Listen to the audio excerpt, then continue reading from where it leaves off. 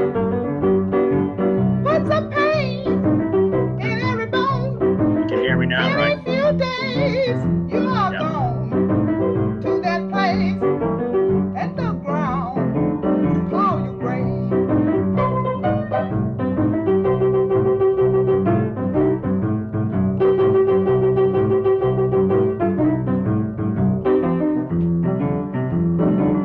Good music.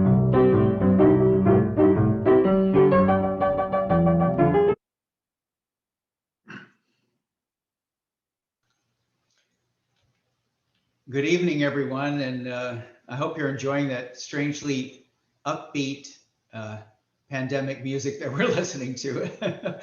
I'm Scott Westerfield, president of Brown Club Orange County. Welcome to What Can History Teach Us About Pandemics? A conversation with author John M. Barry, 68. Tonight, we welcome over 200 Brown alumni from Phoenix, the West Coast, Hawaii, and many locations across the US. Our speaker, John Barry, joins us from New Orleans. This event is being recorded and we will post it on our social media in case you want to share it after the fact or check it out on our YouTube channel. Our format tonight stresses audience participation, so we hope that you will ask John questions about what's on your mind relative to COVID. My colleague, Judy Liederman Kaufman, class of 69, will be recognizing questioners and unmuting your mics one at a time so you can be heard. We're devoting this evening entirely to Q&A to facilitate as many questions as possible, so don't be shy. Thanks in advance to Judy and to my other board colleagues who are helping this evening, Carl Shulkin, Mark McReynolds, Angela Dixon, and my husband, Ed Miskovich. John M. Barry, our guest, is a prize-winning New York Times best-selling author whose books have won multiple awards. His book, The Great Influenza, The Story of the Deadliest Pandemic in History, was named 2004's Outstanding Book on Science or Medicine by the National Academies of Sciences. His earlier book, Rising Tide, The Great Mississippi Flood of 1927 and How It Changed America, won the Francis Parkman Prize of the Society of American Historians for 1997's Best Book of American History. In 2005, the New York Public Library named it one of the 50 best books in the preceding 50 years. John's books have also been embraced by experts in applicable fields. In 2006, he became the only non-scientist ever to give the National Academy's Abel Woolman Distinguished Lecture, which honors contributions to water-related science. John was the only non-scientist on a federal government infectious disease board of experts. He has served on numerous boards, including MIT's Center for Engineering System Fundamentals, the Johns Hopkins Bloomberg School of Public Health, and the Society of American Historians. And I'm sure I'm cutting that list a little short compared to what the total entirety of it. His latest book is Roger Williams and the Creation of the American Soul, Church, State, and the Birth of Liberty. It was a finalist for the Los Angeles Times Book Award and winner of the New England Society Book Award. John's books have involved him in two areas of public policy.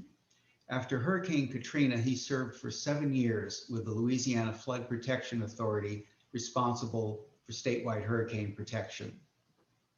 With regard to influenza preparedness and response, John began working with the National Academies and several US government entities in 2004. He was a member of the original team which developed plans for mitigating a pandemic before a vaccine becomes available through non-pharmaceutical public health measures. Both the Bush and Obama administrations have sought his advice, and he continues working with state, federal, United Nations, and World Health Organization officials in these areas. John Barry, thank you so much for joining us this evening. It's a thrill to have you speaking to us. My colleague, Carl Shulkin, PhD, class of 64, shared with me some Brown lore relayed to him by Fred Rugg, a contemporary of yours from the class of 1967. Fred said you lived next door to him and his two roommates and were always reading. But February of 1966, while he and his roommates stayed in Rhode Island to study for a big exam, you headed off to New Orleans for Mardi Gras. They got C's while you aced the exam. so your later success comes as no surprise to your Brown classmates. On a more serious note, while preparing for tonight's discussion, another board colleague, Mark McReynolds, class of 79, did some research regarding Soldiers Arch at Brown.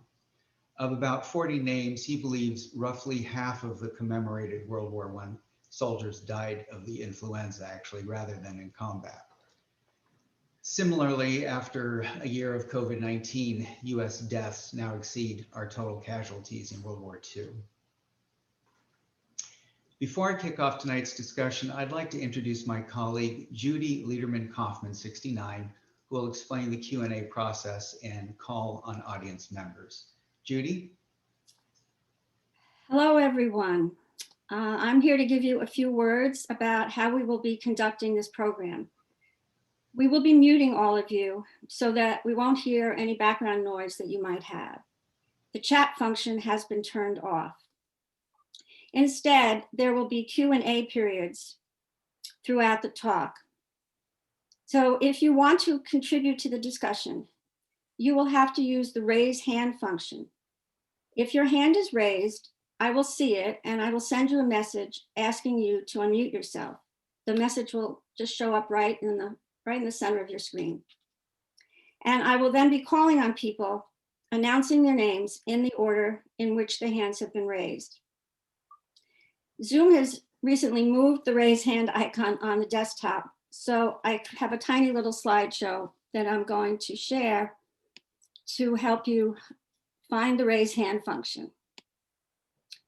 So if you've recently updated your Zoom portal, click reactions at the bottom of the screen, and that will bring up a whole bunch of icons, one of which is the raise hand. If the raise hand icon is not in reactions, click participants at the bottom of your screen. That will give you a list of participants on the right-hand side of your screen. And at the bottom of the list of participants, you will find the raise hand icon. If you have an iPad, click on the three dots over the word more at the top of the screen, and then you'll find the raise hand. And if you have a phone, click on the three dots over the word more at the bottom of the screen to find the raise hand.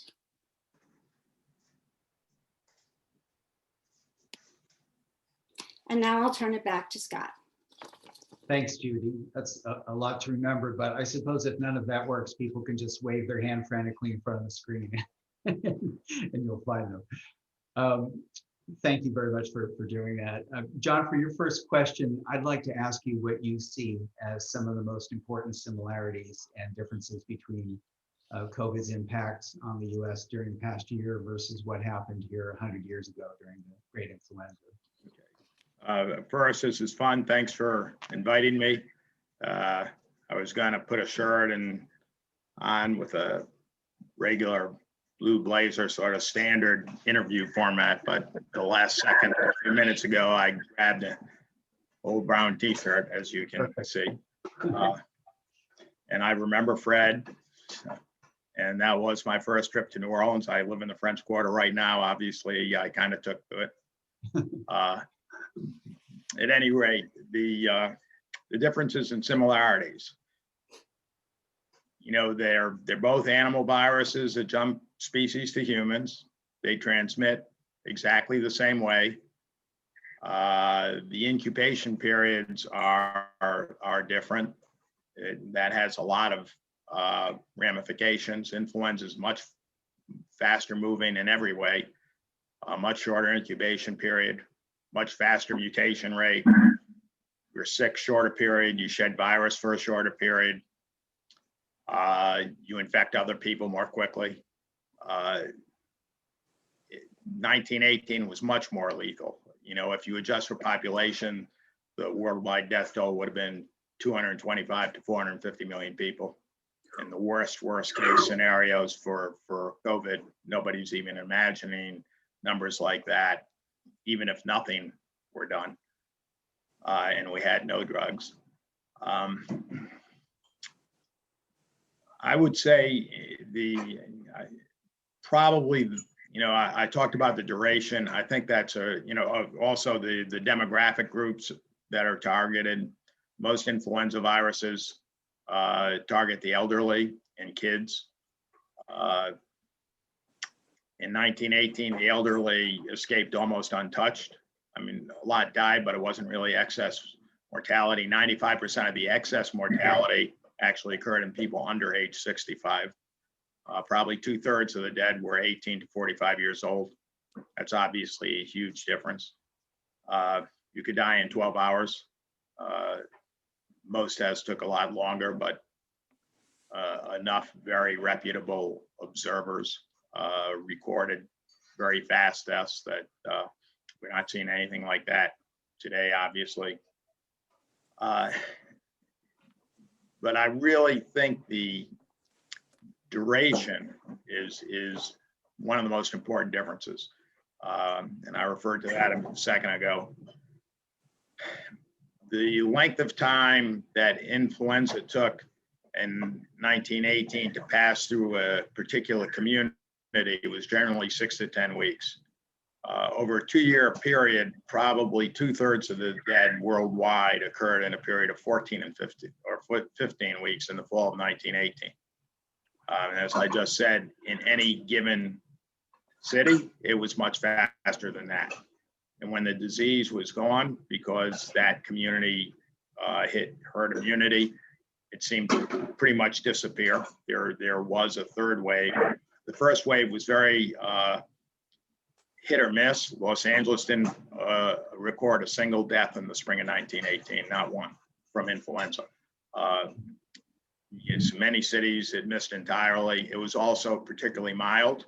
So mild, there were medical journal articles that said this looks and smells like influenza, but not enough people are dying, so it can't be influenza.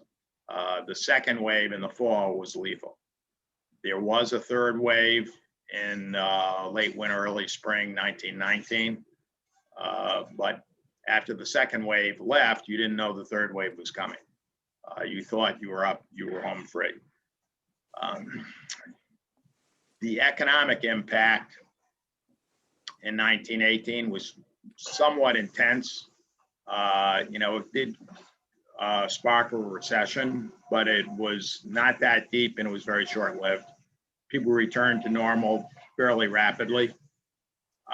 This time around, because of the serial transmission, how long it takes one case to spark another case and so forth and so on, even if we had done nothing to intervene and stop, or slow anyway, transmission, this would have lasted a lot longer. We did do those things, which I absolutely support. I think the idea of achieving herd immunity through natural infection is crazy. I can get into that as to why if you want me to.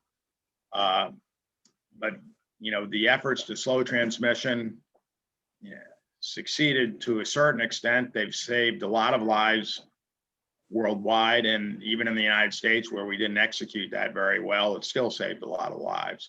By the same token, it dramatically increased the economic cost and some other collateral damage in health, on people's health.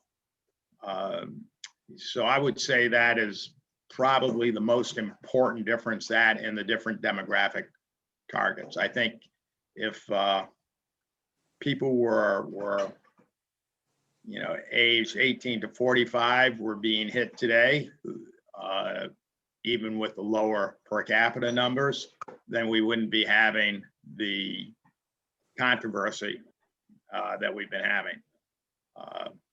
I guess one other similarity is the government in 1918 lied. That's just, to put it bluntly, Trump lied. The motivation was very different. We were at war. Anything that hurt morale was perceived as dangerous to the war effort. They actually totally unrelated to the disease, is the Congress, and on Wilson's prodding, had passed a law making it punishable by 20 years in prison to, quote, utter, write, print, or publish any disloyal, scurrilous, or abusive language about the former government of the United States.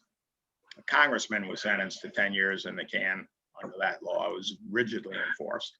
a newspaper that tried to report accurately on what was happening in the pandemic was threatened with prosecution, although that prosecution was dropped as the pandemic proceeded.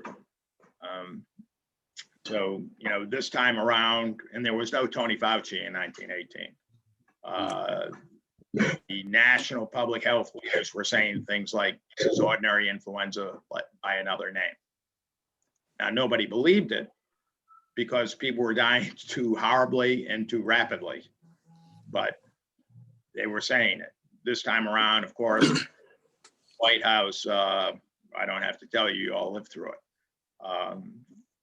So that's a quick summary of the similarities and differences. So the last difference is when so-called NPIs, non-pharmaceutical interventions, were imposed in 1918, there was initially very little pushback because the disease was so obviously deadly.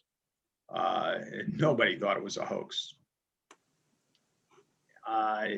There was some pushback when cities ended the various regulations, and then the disease returned, and then they reimposed them. But I actually think that was a little bit overstated. It has been overstated in the press this time around. Even that second round of reimposition of limits was generally accepted because the disease was so much more severe. And I guess that's about it. That's it. Okay, next we have Bill Mowat. I apologize in advance if I don't pronounce your names correctly. Hi, it's Bill Mowat, but thank you. Mowat is typical, so Mowat is a little unusual. So thank you for your introduction.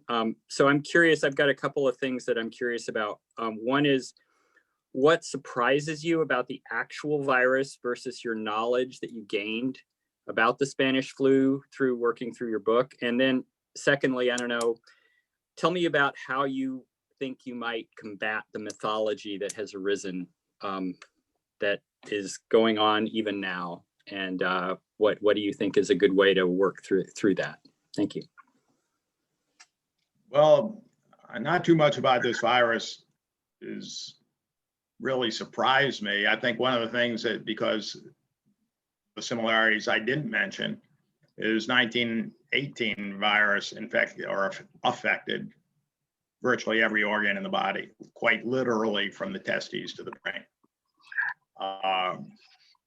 So I think it surprised a lot of people this time around, the impact that the virus has had. But that's actually a lot like 1918. It's not clear even now whether that's because the virus itself infected a lot of these organs then and now, or whether it's the response of the body to the virus. If it's the response to the body to the virus, there's every reason to believe it's exactly the same now that it was in 1918. You know, there are, of course, differences to the virus where they bind. So both viruses can bind to cells deep in the lungs, so you're starting out with a viral pneumonia almost, as well as to the upper respiratory tract, so it's easily transmitted. You know, it's not that I thought I knew everything about viruses. I'm not a virologist, I'm a writer and a historian. It's just that I didn't have any preconceived notions about a respiratory virus because I was familiar with the unusual activities in 1918. As far as how to get a more appropriate, more accurate, I should say, not just appropriate, but accurate message out, you know, that is the problem that I wish I had a solution to.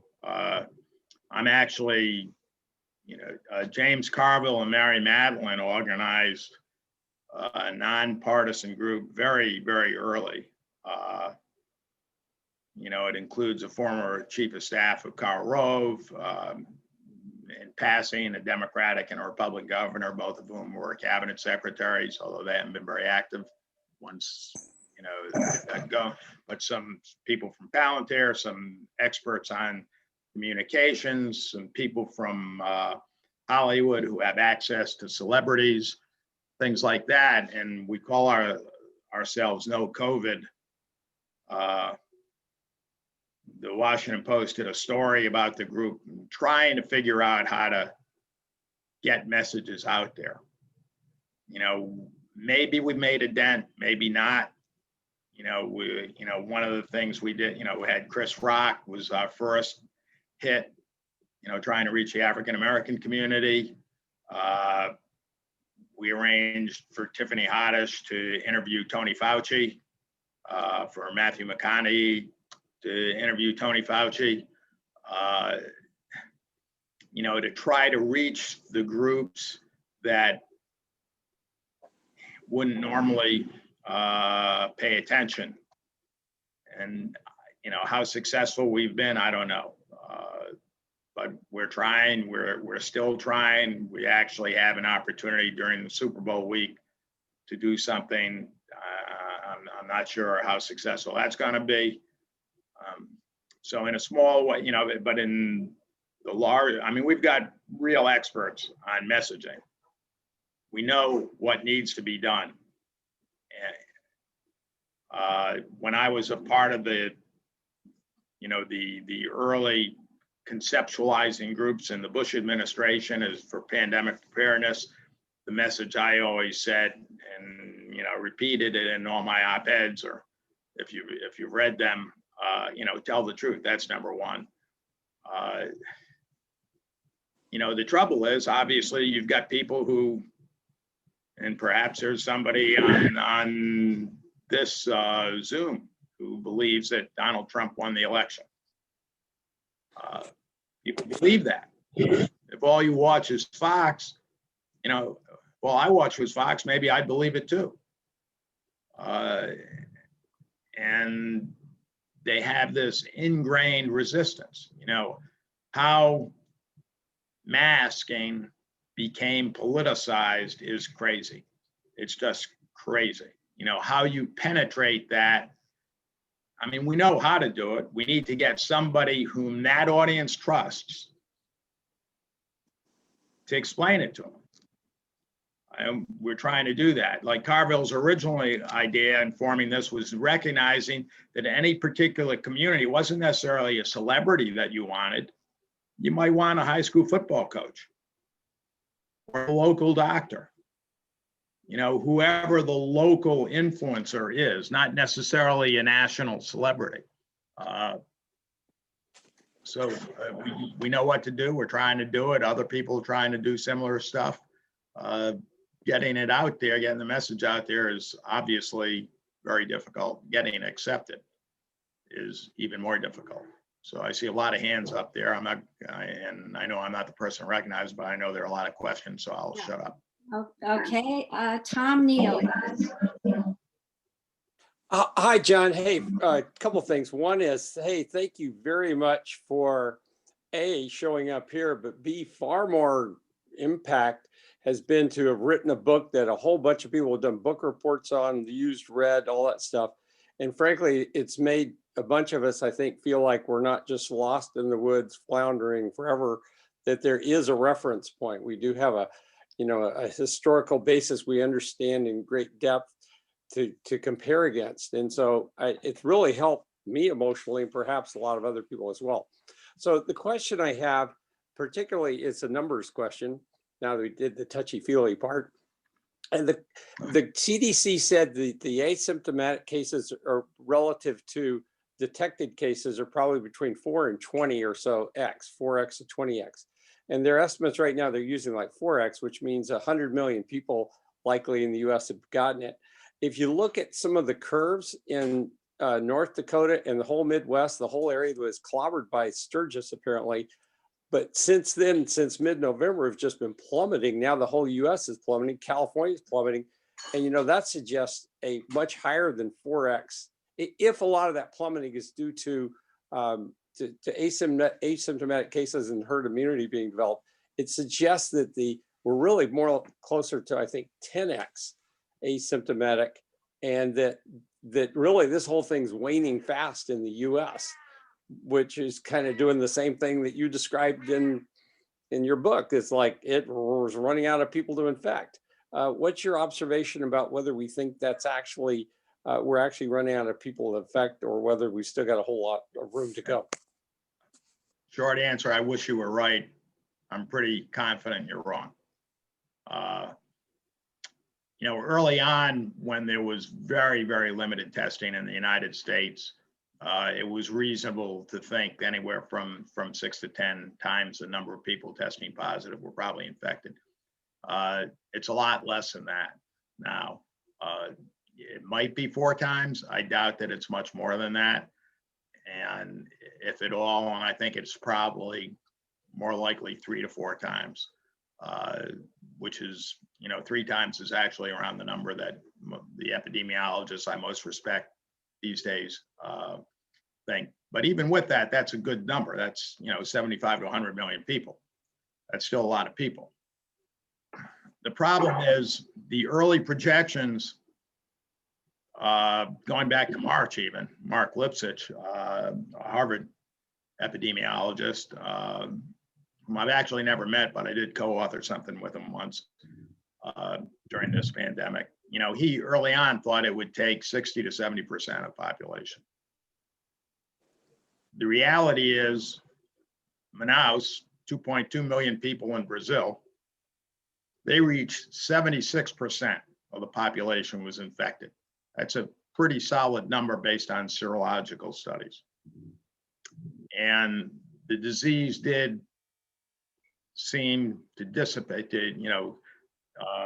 transmission did slow dramatically. It was once 70, it started slow at 66%, at 76%, it was still transmission, but it wasn't dramatic. However, that is where the Brazilian variant emerged.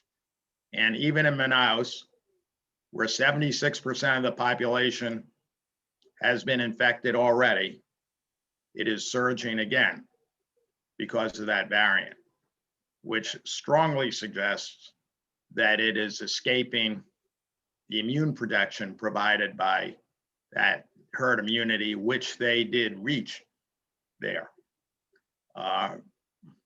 So, you know, the variants are in the United States. You know, CDC projects the UK variant, which does not escape immune protection, although that actually there's some new work out in the last couple of days that has found several, they do a lot of sequencing of the genomes in the UK, a lot. And they have actually discovered that their variant also has, some of them, a very small number, but some of them have the same mutation that they found in South Africa and Brazil, which makes it less vulnerable to the vaccine and to the immune system. I don't want to get too far off the track. In the United Kingdom, where, I mean, there was no evolutionary pressure on the virus to develop a mutation to evade immune protection because there wasn't that much. In Manaus, there was that evolutionary protection. But anyway, I think you're going to look at numbers at least in the 70s and very possibly in the 80s before you achieve herd immunity. It didn't, in Manaus, it didn't even begin to slow down until you crossed 60%. To the extent that that's a model, you could argue there's much more densely populated and so forth and so on. And those things would be true. It's still a little bit disconcerting, but the idea that we're anywhere near what we need to be now, I think is just not correct. I wish it were. Okay, next we have Sandy. Hi, I'm Sandy Mcfarlane from class of 76. I have an easy question for you. The story's not written. Do you think there's another book in it from you? There will be at least 20 books about this. And in fact, I was working on another book and I put it aside. I'm going to try to write one on this. The first book to come out will probably be by Larry. Actually, there are a couple of books that are already out. Larry Wright, who had a long excerpt in the New Yorker quite recently, last 2-3 weeks. That's from a book he's working on. That'll be a good book. Scott Gottlieb's writing a book, I hear, and certainly there'll be others. They will all appear before mine. Okay. If Well, I'm lucky, I enjoyed your first book. In 2020. Well, I don't know if you read. Nobody read my first book. Well, your first book on the influenza. Yeah. Okay. Yeah, my first book sank like a stone. Okay. Perhaps somebody here read it, but there were many readers. Okay. But if I'm lucky, mine will come out in 2025 on this. So I told my publisher I'd use all these other books as like research assistants. Okay. So, Thanks. Quarrington Huang. Hi, thank you, John, for joining us and presenting this topic. I did read your Rising Tide and I thought, wow, that was so point on. Humans made all the mistakes with Hurricane Katrina that they made in 1927, never learned. But in any event, this is more of a touchy-feely question. Do you think people in 1918 were more inured to death versus today? It seems people, not to downplay the fact that a lot of people have died, but as a percentage, as you noted early, it's really very, very small with the current COVID situation versus the 1918 influenza.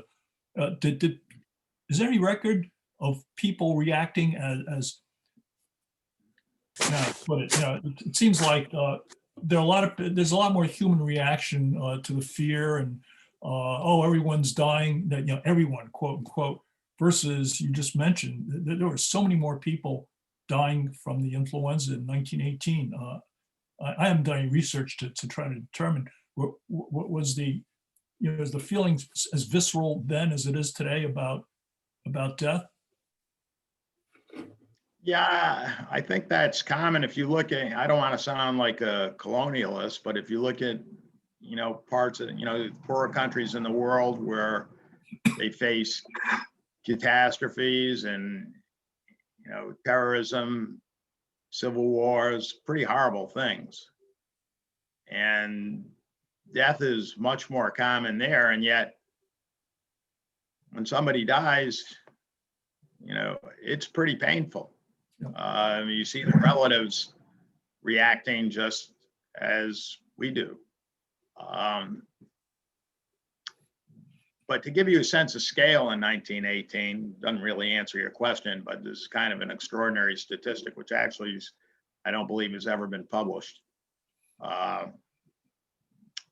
The children under the age of 5 in 1918 died from influenza at a rate equal to all-cause mortality for that age group today over a period of 23 years. So you add up accidents, drownings, cars, cancer, everything that could kill a kid today over a period of 23 years, and you stick that into a community in 1918, in a period, as I said earlier, in any given community, 6 to 10 weeks. So imagine the emotional impact that would have on parents. In addition, you had numerous instances of, young couples dying, leaving orphans. In fact, in several states, it ended up leading to the creation of child welfare state agencies. In Vermont, they had what they called an orphan train. Kids whose both parents died, they would stop at every depot, and if you want to adopt a kid, you just took the kid off the train. And a lot of those kids ended up being abused. Things like that happen in a lot of other places. Certainly we are not today used to people dying from infectious disease. That rarely happens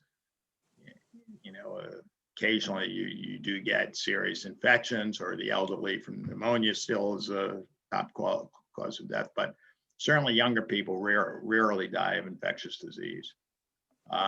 In fact, for 15 years, I gave speeches on preparedness, saying that there's one of the questions we don't know the answer to is, in 1918, if you were in medicine, you knew you were going to face infectious disease as a threat. That doesn't happen today, except not on a regular basis. So we didn't know whether or not healthcare workers would not only risk their own lives, but would be, even if they had the courage to do that, would they go home and risk the lives of their families? Would they treat? And in fact, that question has been answered in the affirmative. They really do deserve the accolades they're getting, but we didn't know that beforehand. So that's a long soliloquy that doesn't really, I don't know if it answers your question, but it probably comes as close as I can. Thank you. Bill Moet raised his hand again. I can wait if there's other people, but I'm just curious about mutations specifically, if you could talk more about it, about, give us the bad news, really. I guess I'm curious, do vaccines, are they going to need updating? How bad is it? I mean, you talked about Menaeus, but keep going. Thanks. Yeah, they will need updating. I wrote an op-ed in the Post last week, Washington Post, which you obviously can all get online. I address that a little bit. But my view is no different from everybody else's. All RNA viruses mutate rapidly. SARS-CoV-2 actually mutates much slower than most other RNA viruses. It's unusual because it has sort of a proofreading mechanism to minimize the mistakes that are made when it replicates. So the anticipation was that we wouldn't be facing what we are facing now for a while. I think it's taken people a little bit by surprise that it's happened this quickly. But that's because so many people have been infected by the virus. So the virus has had many opportunities to perfect itself. And in the case of Brazil, South Africa, where there was widespread infection as well, mutate in a way that escapes a certain amount of immune protection. It is the Novavax vaccine was 96% effective against the original virus, 89% effective against the UK variant, 60% effective against the South African virus among people who did not have HIV. And overall in South Africa, it was 49% effective. The Johnson & Johnson vaccine, which was also tested in South Africa, as you probably know, was 57% effective in South Africa. It was effective, but not all that effective. It was in the 70s against in the United Kingdom. However, it was nobody in the trial, not a person died. So it was quite effective. I think the numbers were 85% in terms of protecting against severe disease. So those vaccines are still very much worth taking. To give you a sense of context, the best influenza vaccine ever developed was 62% effective. Usually they're in the 40s. In 2014 to 2005, it was only 10% effective. So in fact, when the FDA initially set a standard of 50% minimum before they'd even approve a vaccine, my thought was most influenza vaccines would not meet that standard. I thought it was pretty high. Nobody imagined we'd be getting vaccines that came in the 90s. So even something that's 60% effective and is much higher effectiveness, like the influenza vaccine is 84% effective in preventing illness severe enough to get admitted to an ICU. So that's pretty good. So these vaccines at this point are still very much effective in protecting against severe disease, even if they don't necessarily protect against disease. The problem is that the virus isn't done yet. It's going to keep changing. So, yeah, we will have to update the vaccines. It may not have to happen annually the way we do it with influenza. I mean, the virus does mutate more slowly. But if you're going to have hundreds of millions of people infected worldwide, that's a lot of opportunities for mutation.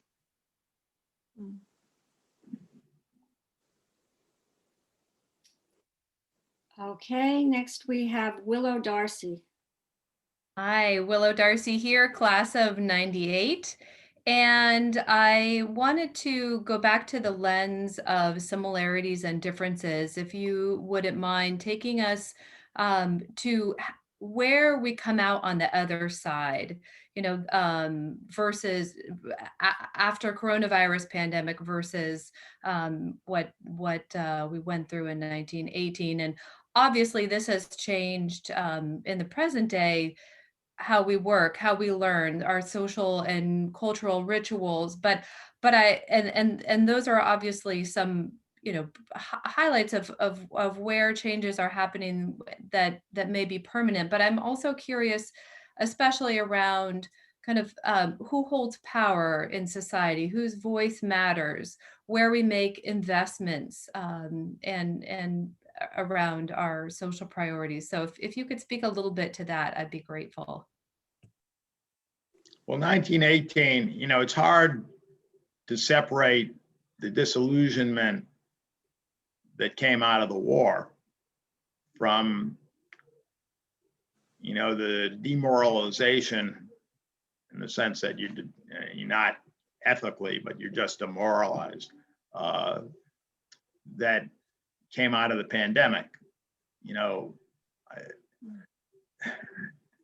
There was very little written in terms of fiction, at least quality fiction, about the pandemic. Very little. A lot written about the war, obviously.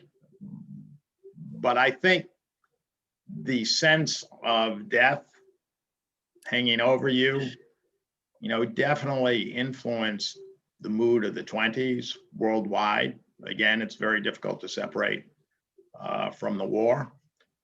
Christopher Isherwood, who wrote Berlin Stories, from which the great movie Cabaret came, and I urge anyone who hasn't seen it to watch it. It's one of the all-time best movies. He compared, when the Nazis entered Berlin in 1933, took over, he compared it to influenza. He said you could feel it like influenza in your bones. So he certainly expected his audience, his readers, to understand that analogy. So that's pretty deep. And however, it didn't change life. Society moved on. This pandemic, unless the vaccines somehow catch up to the virus quite rapidly, I think will have significantly more impact on the way people live going forward. Some of it is simply accelerating things like the use of Zoom, which would have happened eventually anyway. But, am I ever going to go into a TV studio again? Probably not, because it takes a lot more time than sitting in front of a camera on my computer, and it's not worth it. And so a lot of people are going to do, business obviously over Zoom.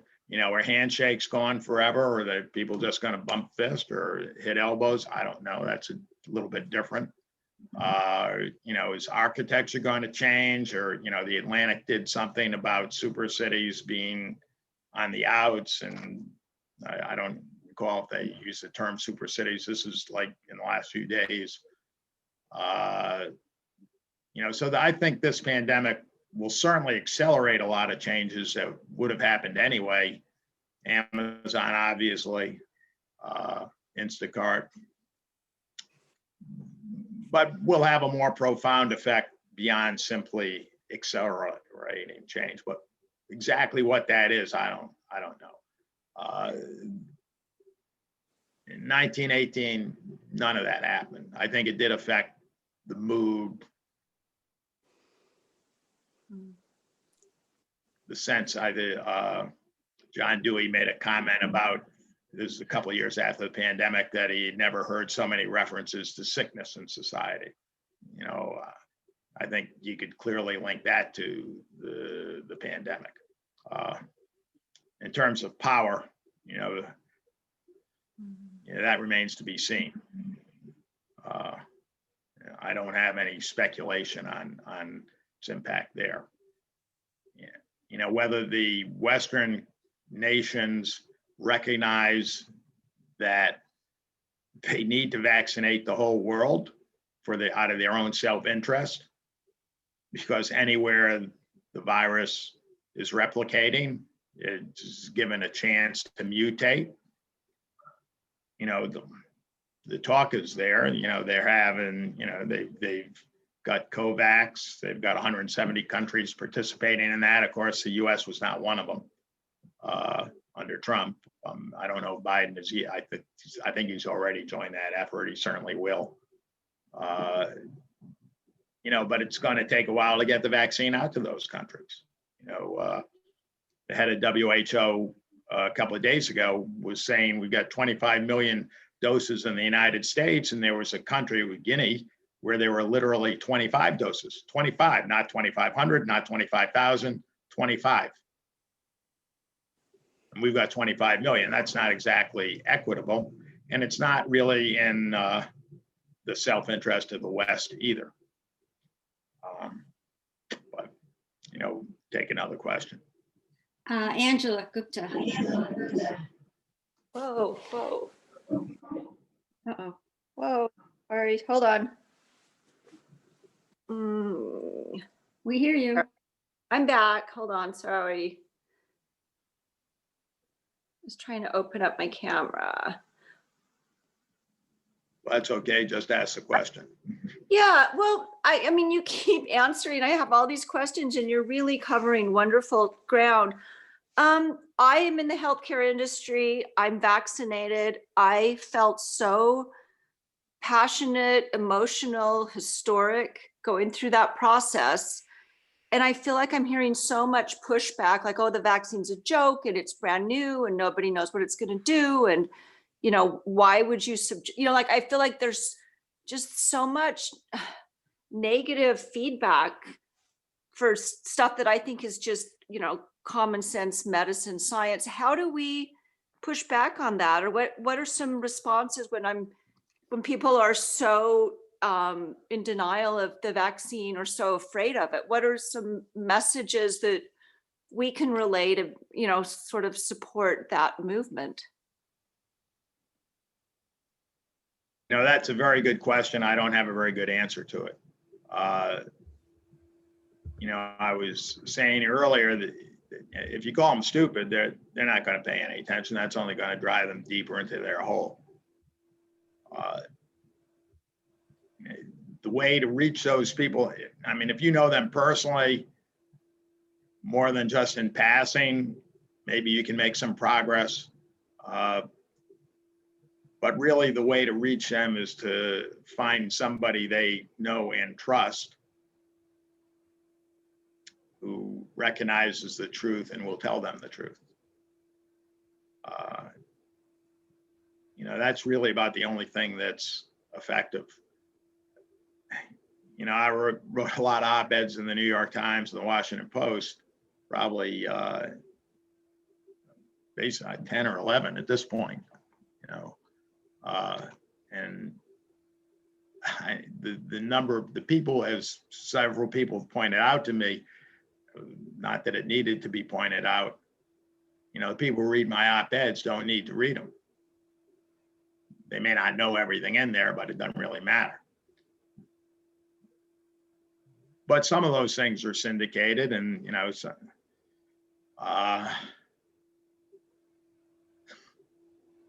it's funny, I've been on, Fox has invited me on, I guess, 8 times, and 7 of those appearances were canceled at the last minute. Is it because they knew what I was going to say? I think that had something to do with it. I don't think there was always breaking news. In fact, I know it wasn't, at least in some cases. By the same token, I was, supposed to be on CNN last night, and I was canceled last night. That was because there was supposedly news over, I guess there was some news over the, discussion with the stimulus package. In fact, they had Bill Cassidy, the Louisiana senator I know fairly well, who's a doctor and teaches at LSU Med School. He was actually in the time slot I was supposed to have, so that was a legitimate cancellation. He's one of the 10 Republican senators who went to the White House to talk to Biden about negotiating a deal. So I'm just kind of wandering on, I guess, in the hope that maybe I'll come up with an idea I hadn't thought of myself as to how to reach them. So I should have given you a much shorter answer. So we have time for 2 more questions, and I've got 2 people lined up. First is Usha Lee Mcfarlane. Hi, thank you. Thanks for being here. I'm class of '88, and I'm a writer also, and I'm just a huge fan of your work. My question, you touched on it a little, but how do you see us emerging, optimistically the next 6 months or 3 years, and in the US versus the rest of the world? It seems like we're in for quite a bumpy ride still. Yeah, a month ago, maybe even 2 or 3 weeks ago, I was really quite optimistic. I was saying we'd be back to normal faster than we thought. There'd be, the LSU football stadium would have 90,000 people in it this coming fall. Then those variants emerged, and I became a lot more pessimistic about the near term. So I really don't know the answer, but as you say, I think it will be a bumpy ride. If the vaccine maintains, 60% effectiveness, even against mutations, and somewhere in that range, that's pretty good, because again, you're talking about probably 85% protection, something like that, against severe disease. People have short memories. That happens. We could be back to a pre-pandemic normal maybe at the end of the year or very early next year. Before the emergence of the variants, I was even anticipating some mutation, but at a slower rate. I would have predicted early fall, maybe even if we were lucky, late summer. But again, the changes could be massive. By the same token, people are very resistant to change.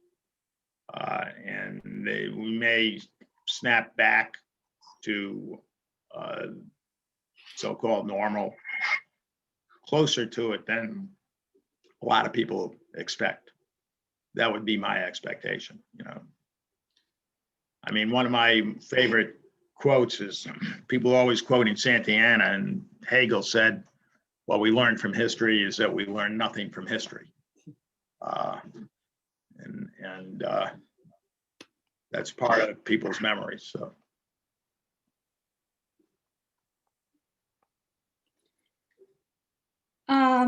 Last will be Zena.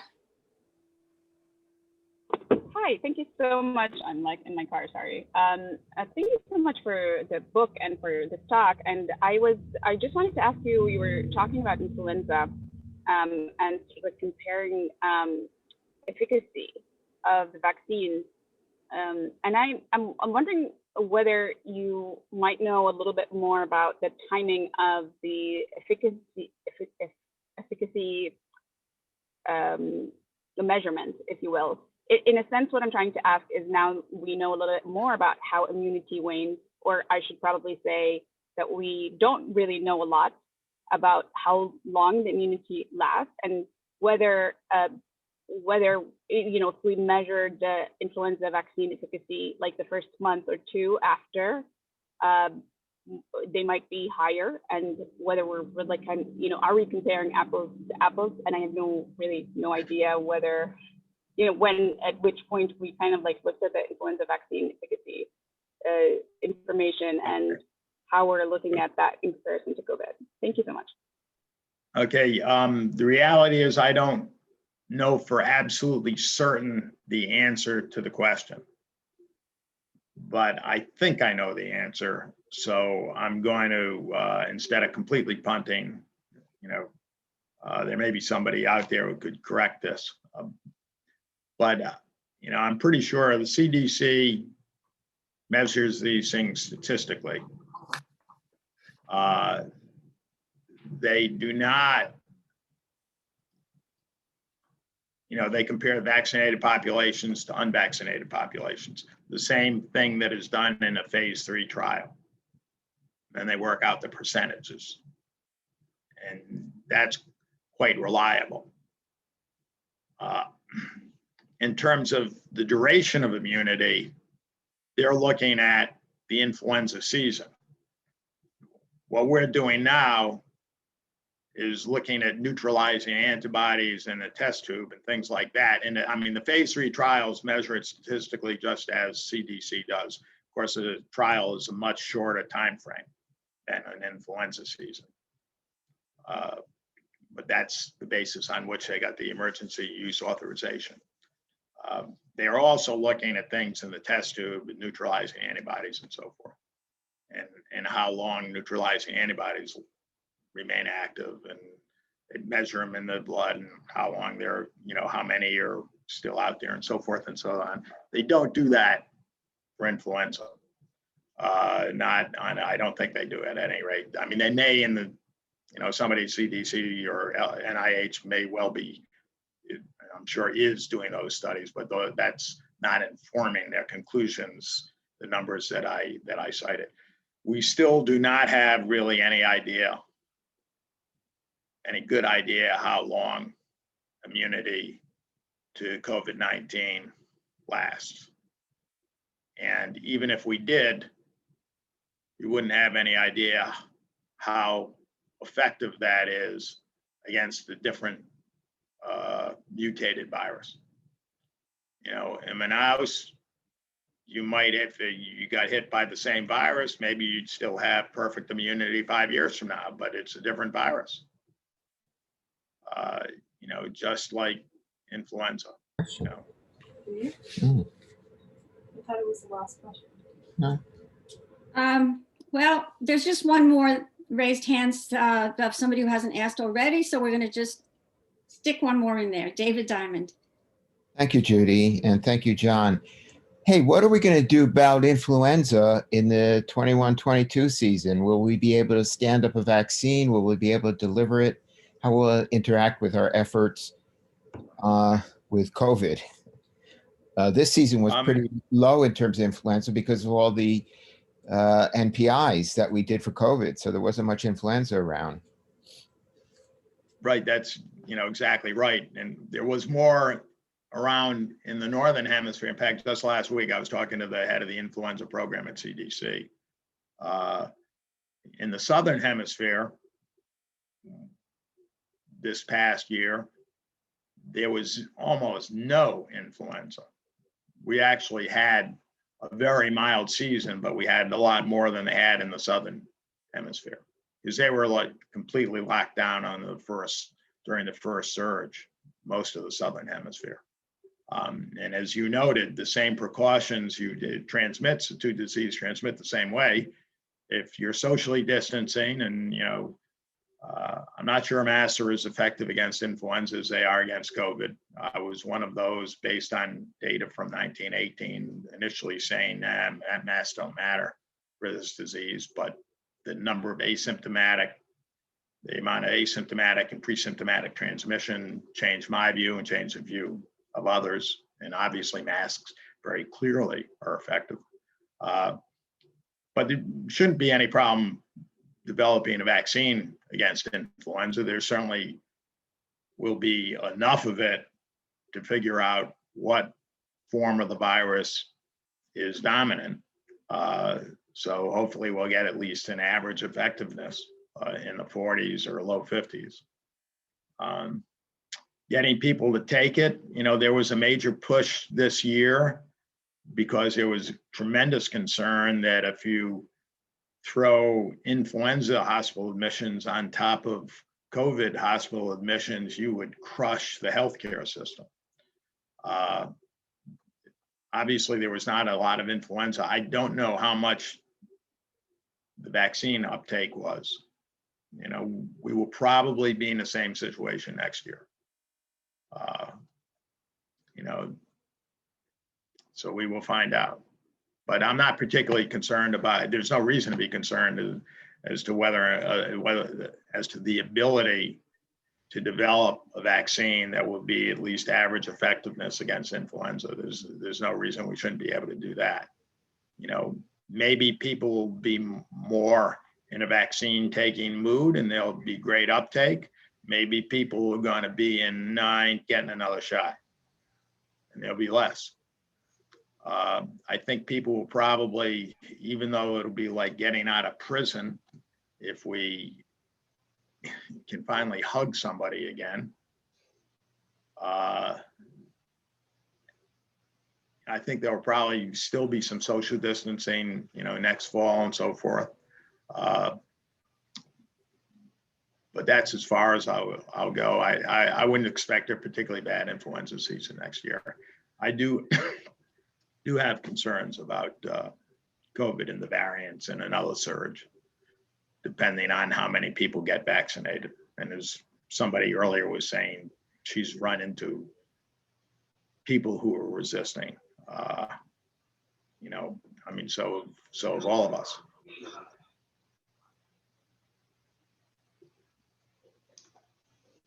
John, before we close, I want to first get back to the op-ed that you did for the Washington Post. I will share that. I'll post it on our website, and I'll send an email to everyone who registered with a link to that, because I think it's a very important, relevant op-ed that you did. It's entitled, "The Coronavirus is Mutating. Will Our Vaccines Keep Up?" I actually wanted to ask you, I think you talked a little bit in that about the mechanism of infection of coronavirus versus measles or something, and the spike protein.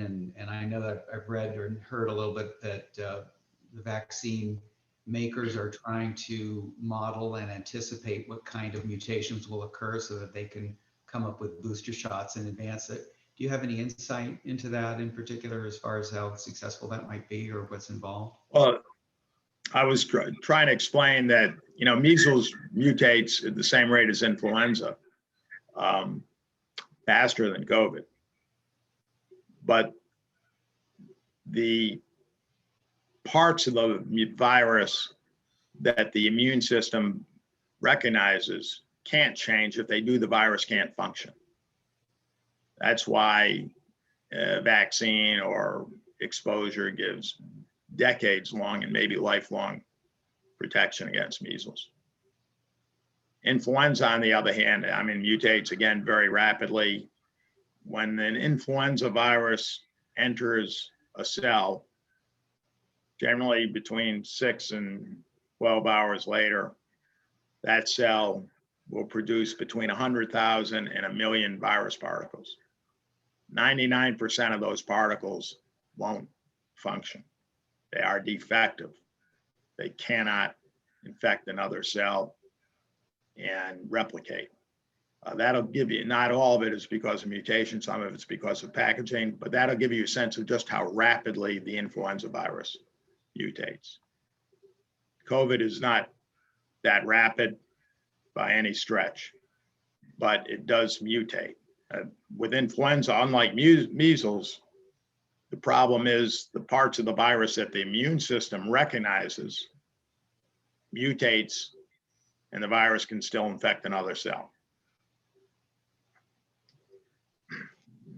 There has been, since the H5N1 surfaced, the so-called bird flu, there's been a lot of money invested in influenza research. I mean, you got 2 bird viruses circulating in the last 15 years, have infected 2,500 people, killed 1,500.